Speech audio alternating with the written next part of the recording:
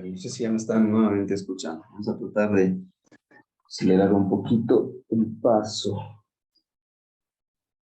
A ver, entonces, ¿qué es lo que les mostraba aquí dentro de esta imagen? Me imagino que ya están mirando, ¿no? Sí, ingeniero.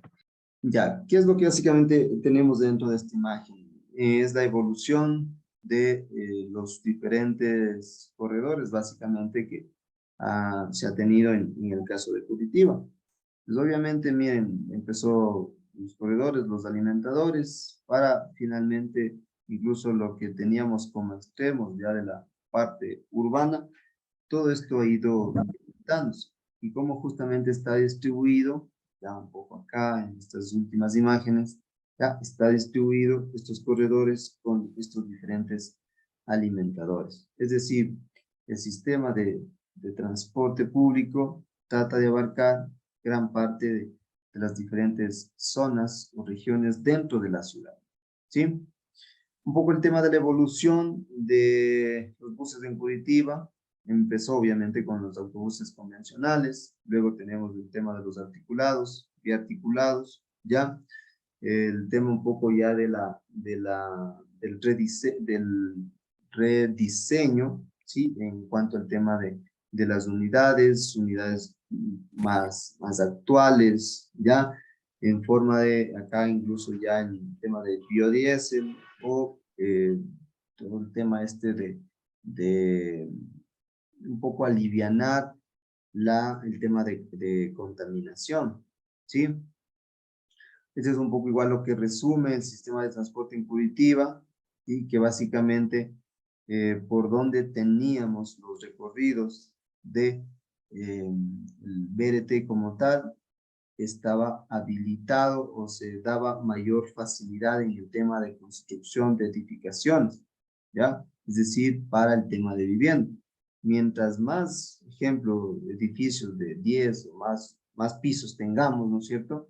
Voy a tener más personas que obviamente van a poder residir o van a vivir en este lugar. Entonces, mientras obviamente va bajando este tema de la densidad poblacional, asimismo va bajando la cantidad de demanda de viajes. Entonces, eso fue un poco el contexto y el acierto en cuanto a esta planificación. Y por donde pasan justamente estos BRTs, se daban las facilidades para que puedan construirse edificaciones, es decir, zonas que estén destinadas más a la parte de vivienda, ¿sí? Este es un poco entonces lo que les menciono, ¿no?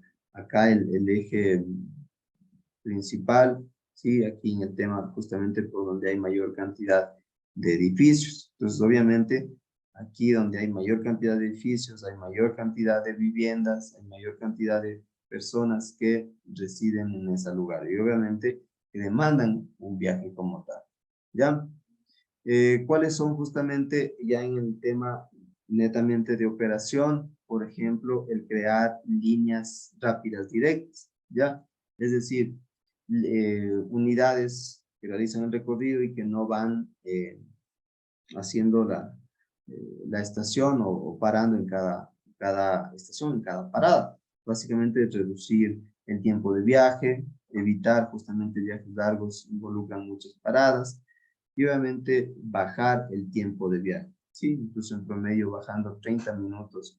Ejemplo de una persona que requiere llegar desde este punto, tal vez al otro extremo de la ciudad. Entonces, no necesita básicamente ir en cada parada que el vehículo vaya deteniendo. ¿Ya? Algunos elementos físicos o componentes físicos de los sistemas de transporte. Recordar que dentro de los elementos físicos van a estar la infraestructura, el vehículo y la red de transporte como tal. Como vehículo, obviamente, las diferentes unidades, ¿ya?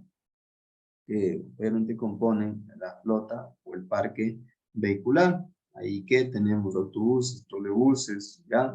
Los articulados, todos los demás, ¿ya?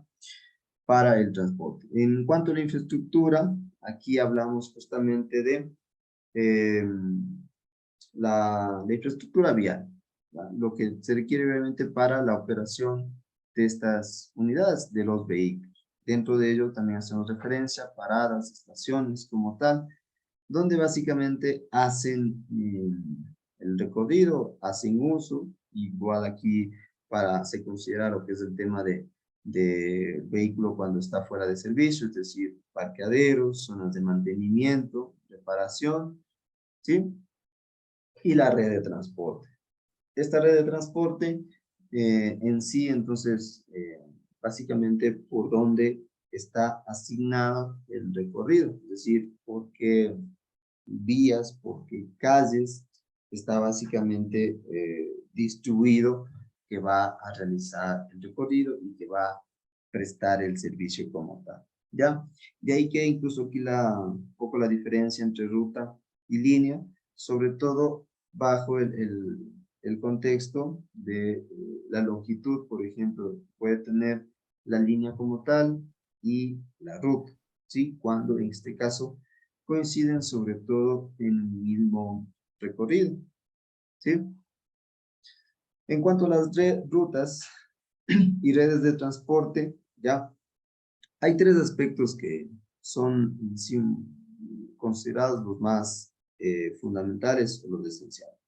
Es por el tema del desempeño, la atracción de usuarios y la operación. Sí, estos son los, incluso me parece que sí revisábamos esto, los tres aspectos principales o fundamentales para la correcta planeación. ¿Sí? En cuanto al desempeño, es decir, ya en el tema de cómo está funcionando, básicamente, si es eficiente, no es eficiente, ya en el tema de atracción de los usuarios, obviamente si hay esa demanda de pasajeros, qué rutas tienen mayor demanda, qué rutas tal vez baja la demanda, en qué horario se presenta, ¿ya? Y obviamente en el tema de la operación, es decir, el control que se puede realizar, ¿ya? Cada qué tiempo, por ejemplo, hay estos recorridos, hay estas unidades, ¿sí? Y en sí, todo lo que comprende ya el tema sobre todo de el control, la calidad como tal del transporte, es decir, cómo se evidencia o se mantiene ese control. ¿Sí? Entonces, aquí es lo que un poco con esto llegamos, ¿a qué queremos llegar? ¿Qué es lo que pasa, ¿no es cierto?, cuando planificamos mal una red de transporte, ¿ya? ¿Cuáles son los efectos? ¿Cuáles son los problemas que básicamente son incluso más evidentes? Entonces, en las imágenes son muy explícitas, ¿no es cierto?, la cantidad de ejemplos de pasajeros que requieren cubrir con esta necesidad de poder transportarse, de poder acceder al servicio de transporte público, ¿ya? Aquí hay igual, o sea, imágenes muy similares. Por ejemplo, este es del Transmilenio de Bogotá. Aquí justamente lo que les mostraba, ¿no? Por qué en cuanto a la cantidad de pasajeros que llegan a transportar. Estas son imágenes de que una muestra de por qué esta realidad, ¿ya?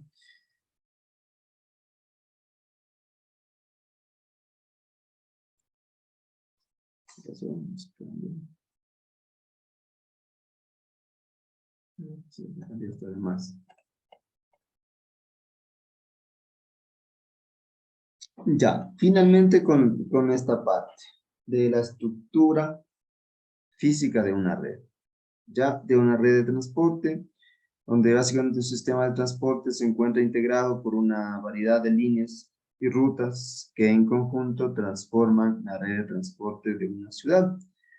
Es por ello que primero trataremos la estructura física de las rutas y posteriormente la conjunción de rutas en una red. Es decir, la estructura física de las rutas, recuerden que lo que básicamente revisamos de los dos tipos de rutas, las radiales y las diametrales, sobre todo en el tema de operación, de funcionamiento, ¿ya?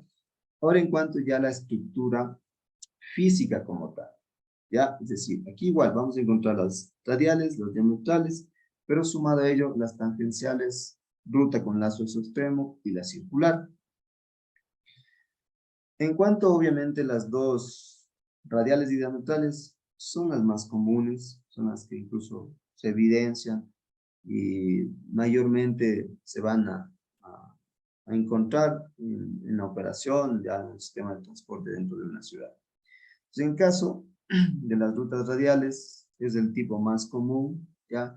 Y un gran número de ciudades se han desarrollado justamente en función de este tipo de rutas. Tienen al menos, por ejemplo, todos sus recorridos, este tipo de rutas, ¿ya?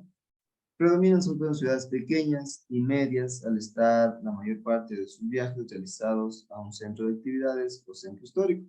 Es decir, sobre todo porque ese ha sido un poco el desenlace de las ciudades, ¿no? Que se centran gran parte de sus actividades en un considerado centro histórico, ¿ya?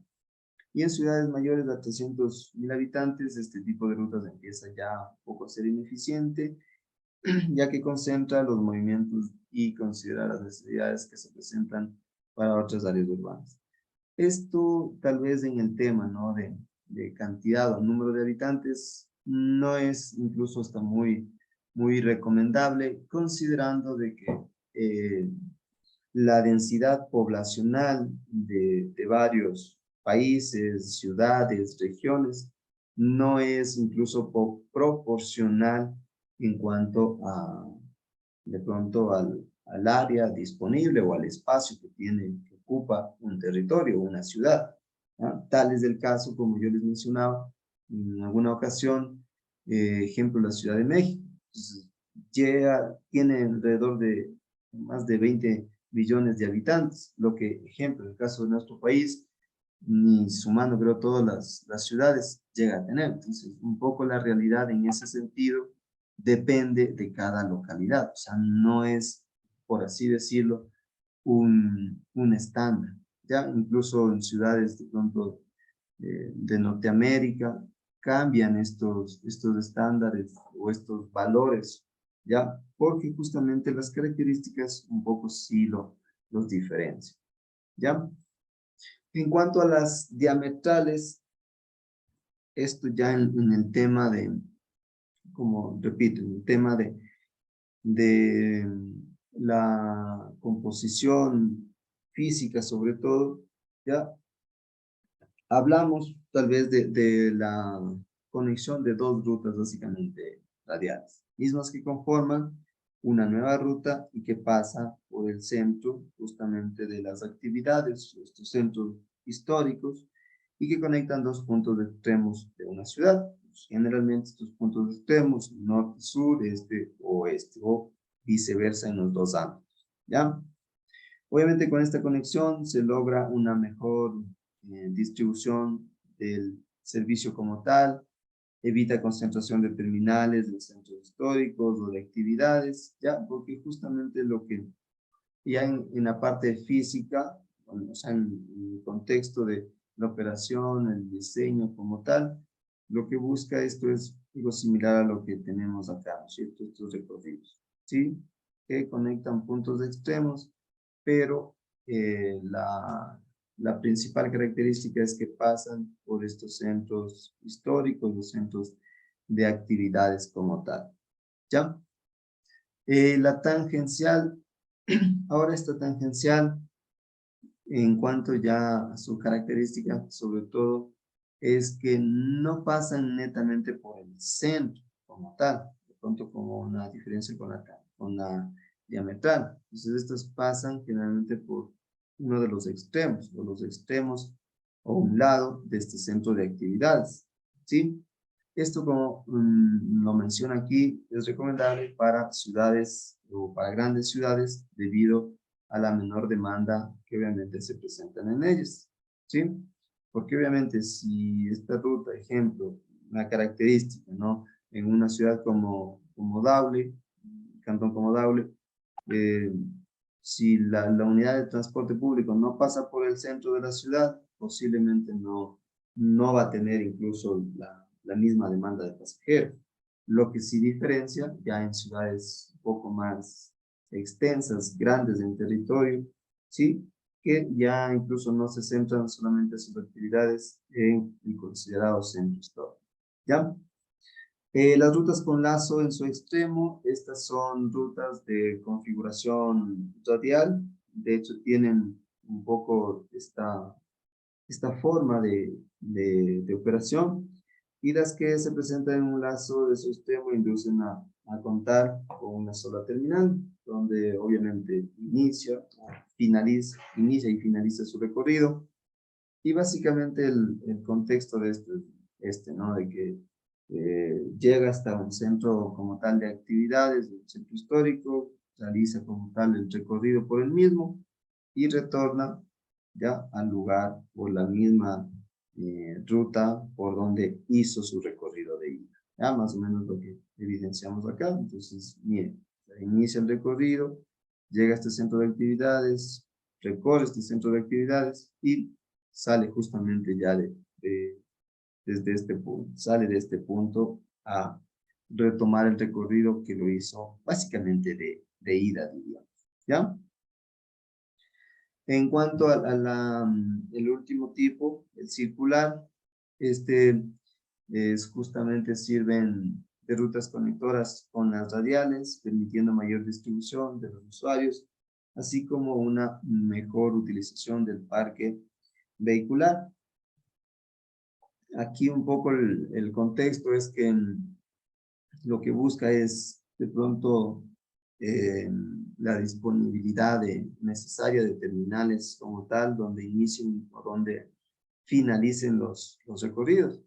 Obviamente esto puede traer problemas en cuanto a la operación por los tiempos perdidos, es decir, básicamente no tendríamos la facilidad o la disponibilidad de recuperar esos tiempos perdidos, ¿ya?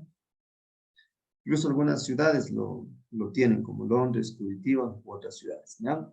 A su vez pueden presentarse rutas en forma de arco o segmentos de círculo que no pasan por el centro de actividades. Entonces esto generalmente son ya para ciudades medias o grandes, donde lo que se busca, ¿no es cierto?, es tratar de cubrir las diferentes zonas de pronto de una ciudad con una ruta de transporte público urbano. Entonces, generalmente incluso estas rutas como tal no es que pasan por el centro de actividad, sino por sus extremos como tal, ¿ya?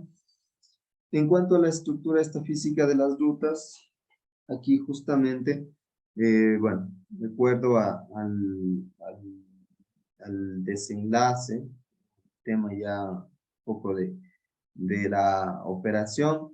En cuanto a la ruta radial, la principal característica, pues, justamente es que en las periferias o en las zonas alejadas, ¿no es cierto?, del centro, o del centro de actividades, hay mayor demanda de pasajeros. Y mientras más se acerca al centro de actividades, va disminuyendo esta cantidad de pasajeros, ¿ya? La ruta diametral, en cambio, tiene esta variación de que inicia posiblemente con una menor demanda de pasajeros y aumenta la demanda en cuanto al recorrido, incluso llegando al tema del centro de actividades, bajando esa cantidad de pasajeros. Es decir, hay un poco esa variación. En partes de su trayecto aumenta, en otras partes disminuye, ¿sí? Y la circular, que básicamente esta tiene un desenlace un poco estático, es decir, un poco constante. No hay en sí considerablemente esta variación, sino que trata de mantenerse un poco en un estándar estable, ¿sí? Es decir, ejemplo, pongamos que un estándar de pasajeros de entre, digamos un caso, ¿no?, entre unos 40, 50 pasajeros. Entonces, más o menos se mantiene en ese estándar, ¿ya? Y no hay en sí esos cambios en que en unos trayectos aumenta, en otros trayectos varía, disminuye. Esto sobre todo por los centros de actividades, ¿ya? Y finalmente, tenemos aquí las rutas o líneas de transporte público, normalmente cuando convergen en una sola línea o ruta, y en especial conforme se acercan a estos centros históricos, justamente son necesarias o se hacen necesarias la implementación de lo que son los ramales y las alimentadores, que un poco entonces contextualiza, ¿no es cierto? O cuál es su función, o, cómo es la operación básicamente de él. En cuanto a los ramales, decimos que se integran al tramo troncal sin necesidad de realizar lo que son los transbordos. Es decir, acá, ¿no es cierto? Tenemos, por ejemplo, la troncal, posiblemente el recorrido de un carril exclusivo, por ejemplo, de los BRTs, ¿ya? Estos ramales lo que nos indican es que, obviamente, recogen en sí de pronto de un lugar en específico y se conectan, es decir, se unen a este sistema o a esta vía, ¿ya? Y obviamente continúan el recorrido. Y las alimentadores, justamente lo que buscan, obviamente, primero cubrir, ¿no es cierto?, el área y transportar al usuario hasta un punto en donde él pueda hacer uso de otra unidad de transporte o de otro sistema de transporte público. Es decir, básicamente tenemos dos transbordos, es decir, llega hasta una estación, a un punto determinado, ¿ya? Y básicamente se va a otra unidad, ¿sí? Es por ello el tema de los alimentadores. Obviamente, al momento de realizar estos transbordos, vamos a tener que generalmente van a irse de pronto en un BRT, ¿no es cierto? De ahí que tenemos los articulados o biarticulados. Entonces, obviamente, son vehículos de mayor capacidad, ¿sí? Entonces, un poco en este sentido, la diferencia, ¿no?, entre los ramales, que básicamente estos se conectan a esta red, ¿ya? Y las troncales llegan hasta ese punto, para que el usuario haga la transferencia como tal a otra unidad de transporte público, ¿sí? Creo que he tratado sobre todo, explicarles estas últimas temáticas que estuvieron pendientes, de pronto, tal vez por el tema del tiempo, espero hayan podido comprender. En todo caso, a ver, dudas, preguntas, quisiera escucharlas, ¿ya? Porque hasta ahí prácticamente llegaríamos. ¿Ya? Hasta ahí llegaríamos en el tema en el tema de la revisión de los contenidos. Ya. Entonces, si tienen alguna pregunta.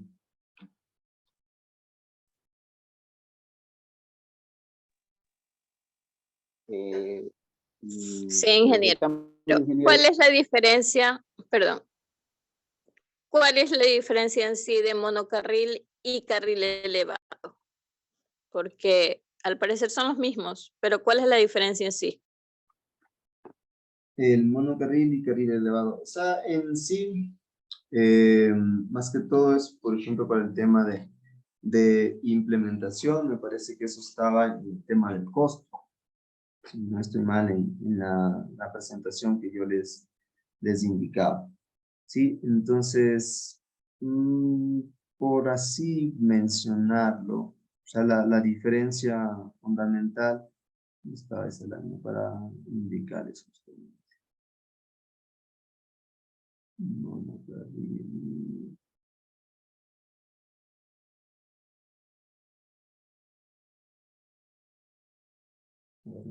compartiendo.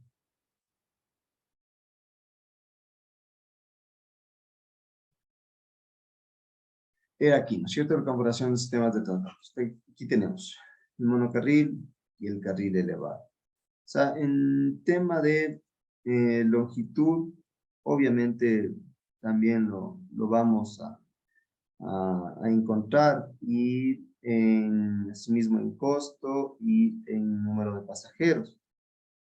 La diferencia, sobre todo, es por el tema de infraestructura del carril exclusivo, que obviamente se requeriría y de un carril, en este caso, elevado. Es decir, cuando, por ejemplo, tenemos segregados sobre la superficie, a diferencia, por ejemplo, lo que tenemos el subterráneo. Entonces, por ahí es la diferencia. Obviamente esto es, no, tal vez es muy, incluso muy común, sobre todo por el tema del costo que este puede tener. Incluso estaba en el tema del costo, ¿no? ¿Cuánto, o sea, básicamente vendría a representar o a tener para la implementación? Entonces, por ahí es el tema de la diferencia que ustedes pueden tener entre el monocarril y el carril elevado. El monocarril básicamente sobre la superficie, pero con elementos de separación o segregación que incluso me prohíba o tenga ciertas limitaciones en el tema de intersecciones, en el tema del trayecto, que no pueda compartirse de pronto incluso con personas o con vehículos, o que esté limitado a solamente algunas partes que se pueda en sí compartir. ¿Ya? No sé si ahí, esa es la pregunta que tenía Marianita. Contesté su pregunta. Sí. Muchas gracias, ingeniero. Ya. A ver, ¿qué más Ingeniero, una preguntita y de pronto una sugerencia. ¿Podría extendernos el tiempo, por favor, con respecto a la investigación, ahorita la última, ya que realmente todavía yo no logro ingresar al Classroom desde Moodle, no puedo, no me sale, no. Y si entro directamente a la web, me pide igual, me sigue pidiendo la contraseña, pero, o sea, la clave de la clase, y no, me dicen los chicos y que no tiene, entonces no sé por qué no puedo ingresar. Bueno, la verdad es preocupante porque usted ya me dice el último día de clase, ya cuando estamos por finalizar. En todo caso, no había problema, yo les puedo extender el plazo, pero la recomendación es esa sobre todo. ¿Por qué esperaron al último día de clase para...? Realmente yo me enteré, sí. Disculpe de mi lado, por mi parte, discúlpeme a mí, solo es mi error. O sea, realmente no recargo en nadie más. Es mi culpa. Es más, estoy revisando porque vi hace 2 días que dijeron hay una nueva tarea, entonces yo realmente intenté y les digo y les insistí, les digo, yo no encuentro eso. Entonces luego me recalcan que fue que nos unieron y tal vez en el A. Entonces es mi error, mi culpa. Entonces por eso le estoy solicitando yo de mi parte que por favor me ayude con eso. Mientras yo ahora estoy desde mi móvil, tendría que ir a un cyber o una computadora para ver si puedo ingresar así de esa manera. Sí, inténtelo porque, no sé, al menos con los más compañeros que no tuvieron problemas con acceder, o sea, matricularse en el módulo, pues en el Classroom. Con el enlace. O sea, en Moodle estoy, ingeniero. En el Moodle no tengo ninguna. Entonces, incluso en Moodle está el link prácticamente. Me sale que no hay. Eso entro directamente a la aplicación Classroom. Intento otra vez directamente a Google para que Google me entro con mi cuenta y a lo que da me pide contraseña o clave de la clase para unirme a una clase. Entonces me dice usted que no tienen, los chicos me dicen también lo mismo, entonces realmente estoy contrariado con eso. Toda la clase he estado intentando, me dice ahí, escribe Frank, que él también tuvo el mismo problema, realmente ya mismo, Frank, a ver cómo me ayuda, estoy queriendo saber eso. Dice hasta ayer que pudo resolver. Todos dicen 1, 2, 3, 4. Gracias, Cristina, de pronto puede ser, ya, voy a intentar. Sí. Traten de solucionar. A ver, para ir finalizando ya con esta parte, ¿quién desea dar el resumen de la clase que hemos revisado? Sobre todo quienes no han tenido actuación. Resumen de lo que hemos revisado.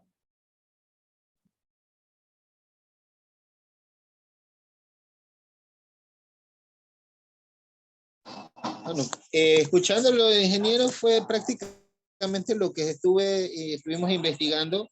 Prácticamente han sido años y años en construcción y realización de todo lo que es el sistema BRT, aparte de tratar de afianzar lo que es no metrovía, sino el sistema de metro a nivel global.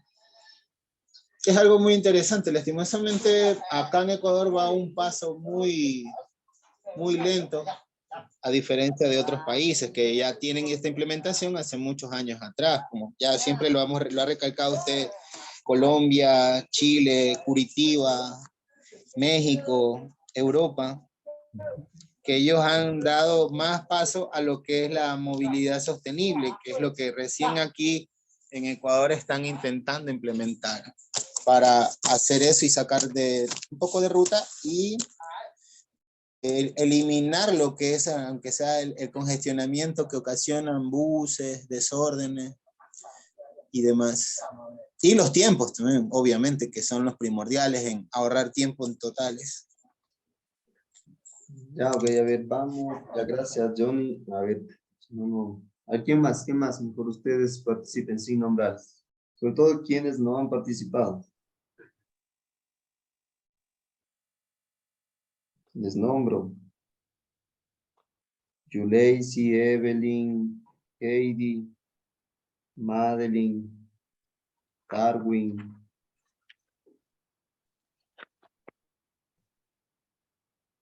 Carla, María, Roseli, Angie, Mauricio, Ariel, Roberto. Ya, a ver quién de todos los que les he nombrado, sobre todo que no he tenido participación. Que sumen, a ver, qué es lo que entendieron del día de hoy.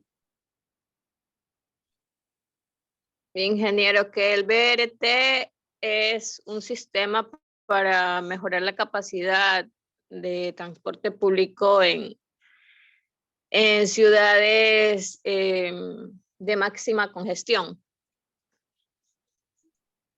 Y que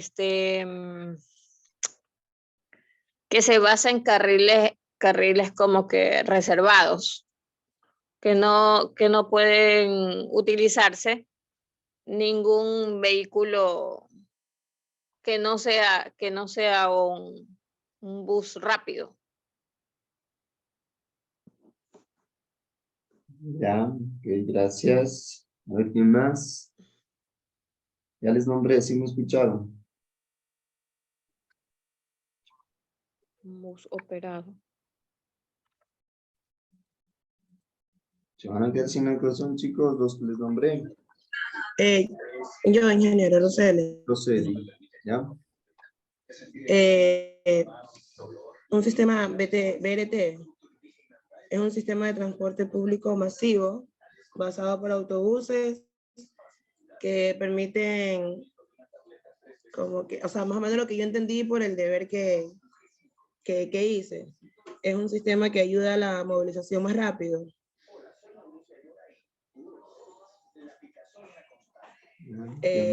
Con servicios de infraestructura para mejorar el flujo de los pasajeros. Es lo que logré entender yo. A ver, Roseli, en cuanto al cuadro comparativo del costo, ¿cuál era el más costoso?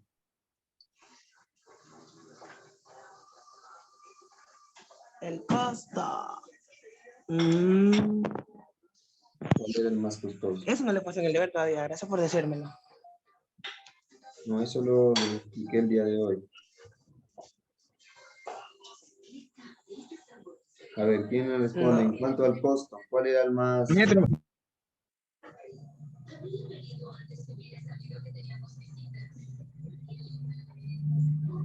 ¿Quién me decía?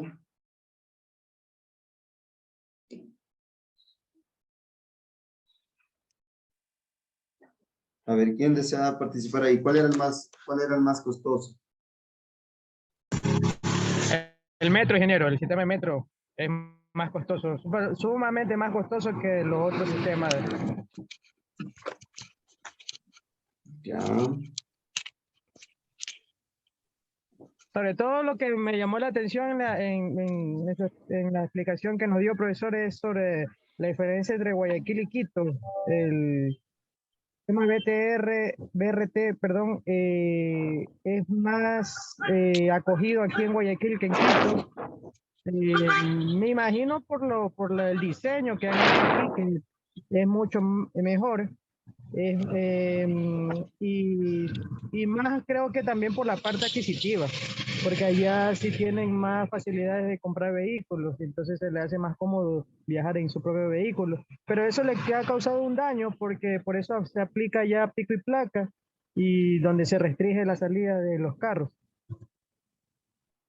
Ya, correcto, sí está bien, Franklin, muy bien el análisis.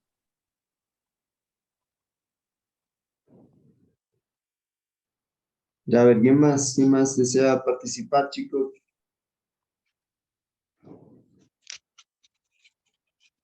¿Quiénes no tienen las actuaciones? Ya les nombré hace un momentito, si me debieron haber escuchado.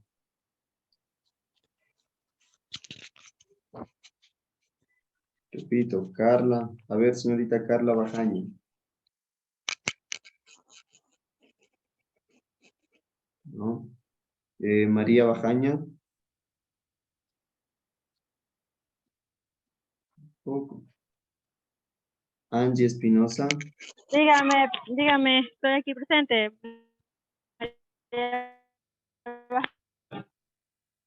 Hola. Su resumen de la clase, María Bajaña. Dígame. Su resumen de la clase. Profesor, le escucho bastante recortado. La verdad que el costo del accesible, el pasaje de la metro, para el pasaje para los usuarios.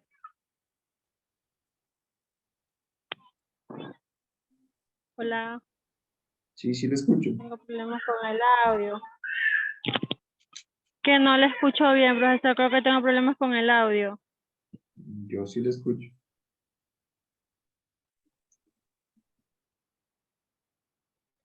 A ver, vamos con Angie Espinosa.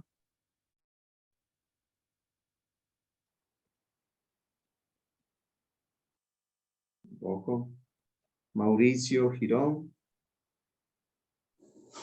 Presente. Su resumen, Mauricio. El bus de transporte de tránsito rápido, que es el sistema verde, es un sistema,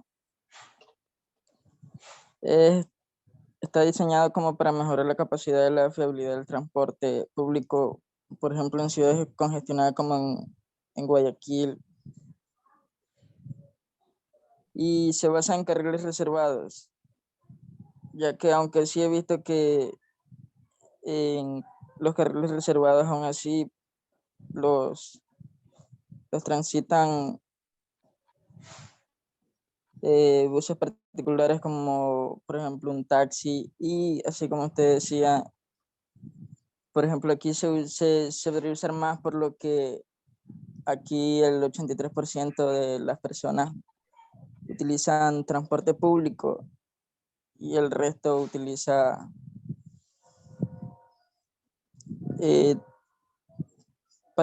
transporte particular. Ya, sí, está muy bien, por ahí está bien todo lo que hemos revisado. Además, Ariel.